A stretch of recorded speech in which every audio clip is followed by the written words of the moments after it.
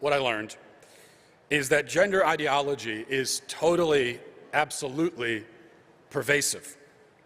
This is not, as conservatives sometimes like to reassure themselves, strictly the province of gender studies professors and weirdos on TikTok, many of whom are gender studies professors, as it happens. The basic tenets of gender ideology, that gender is fluid, that people can decide for themselves whether they're men or women, that transgenderism is a valid and healthy state of being, which should be encouraged and affirmed, that sex is not binary, that there are dozens, if not an infinity, of valid identities outside of man and woman. These beliefs, however half-baked and incoherent they may be, can be found everywhere in the country.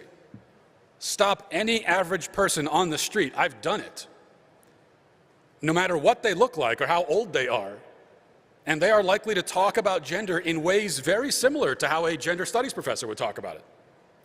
They may not realize who they're parroting, but they are parrots nonetheless, and they don't even know it.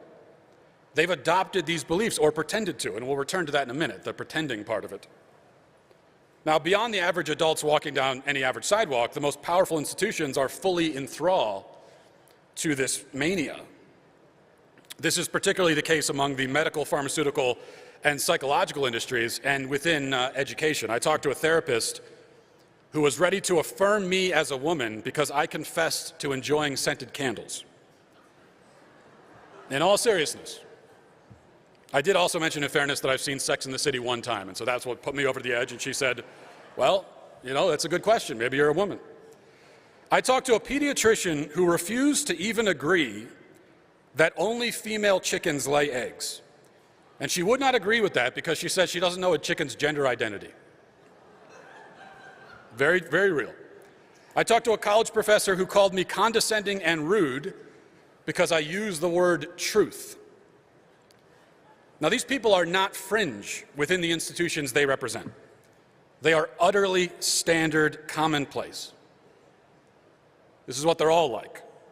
And through these institutions, these ideas are fed to the public. They're dumped out onto the masses like a giant sewage pipeline. Children, of course, are most susceptible, as many children in our country today are indoctrinated into the gender cult practically from birth.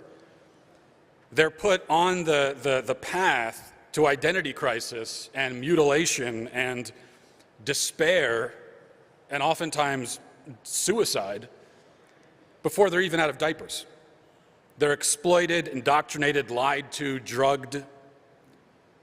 They are chemically castrated with drugs that are meant for cancer patients, with drugs that we actually do give to pedophiles and sex offenders to chemically castrate them. We give those same drugs to 12-year-old boys. Now, I talked to a pediatrician, as I mentioned, who gives these drugs to kids, and I asked her about this, and I said, well, this same drug, Lupron, that you give to kids, isn't that used to chemically castrate sex offenders? And she said, this interview is over.